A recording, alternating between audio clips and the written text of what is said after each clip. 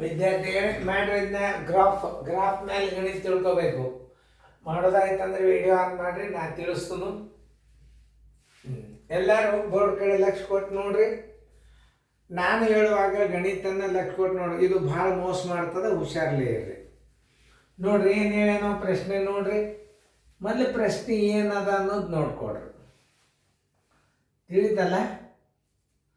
ಪ್ರಶ್ನೆ ಏನದ ಮೊದಲು ಅದನ್ನು ನೋಡ್ಕೋಬೇಕು, ಆಮೇಲೆ ನಿಮ್ಗೆ ಗುರುತಾಗ್ತದೆ ಏನದ ಪ್ರಶ್ನೆ. ಸರಿಯಾಗಿ ಓದ್ಕೋಬೇಕು, ಓದ್ಕೊಂಡಿಂದ ತಾನೇ ಬರ್ತಾನೆ.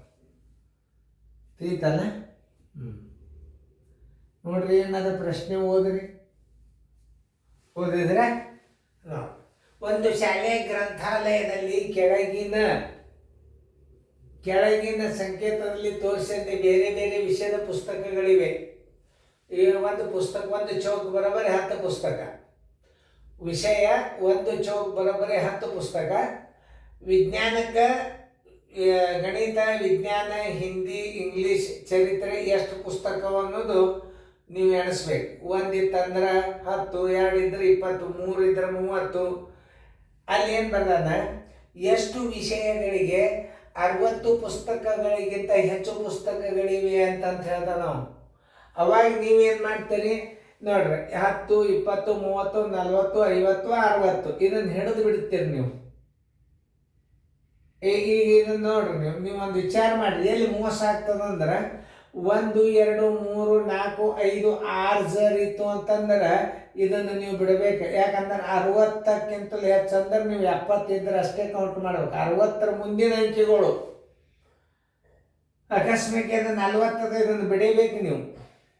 ಈಗ ನೋಡ್ರಿ 10, 20, 30, 40, 50, 60 ಇತ್ತಂದ್ರೆ ಇದು ಬರೋದಿಲ್ಲ. ಇಲ್ಲಿ ಇನ್ನೊಂದದ ಅಂದ್ರೆ 70 70 ಪುಸ್ತಕ ಅಂದ್ರೆ ಯಾವ ವಿಷಯ ಬಂತು? ಗಣಿತ ಬಂತು. 60ಕ್ಕಿಂತಲೂ ಹೆಚ್ಚು ಗಣಿತ ಒಂದು ವಿಷಯ ಬಂತು.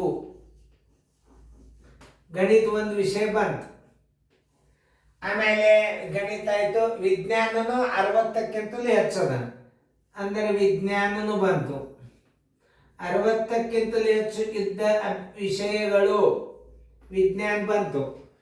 ಆಮೇಲೆ ಇದು ಹಿಂದಿ ಅನ್ನೋದ 40 ಅಂದ್ರೆ ಬರಲಿಲ್ಲ. ಇಂಗ್ಲೀಷ್ ನೋಡ್ರಿ 1, 2, 3, 4, 5, 6, 7, 8, 9 ಪುಸ್ತಕ ಇಂಗ್ಲೀಷ್ ಒಂದು ಬಂತು. ಉಳಿಕಿದ ವಿಷಯಗಳೆಲ್ಲ 60ಕ್ಕಿಂತಲೂ ಕಡಿಮೆ ಅವು. ಅವಾಗ ವಿಷಯಗಳು ಎಷ್ಟಾದವು ನೋಡ್ರಿ. ಇವು ವಿಷಯಗಳು 3 ಅದು. 3 ಇದ್ದದ್ದು ಯಾವುದು? ಉತ್ತರ ಸಂಖ್ಯೆ ಬಿ. ಇಷ್ಟೇ ನೀವು ತಿಳ್ಕೊಳ್ಳೋದು. ನೋಡಿ 60 ಜರ್ ಆಕಸ್ಮಿಕವಾಗಿ ಇಲ್ಲಿ 6 ಇದ್ದು ಅಂತ ತಿಳ್ಕೊಳ್ಳಿ.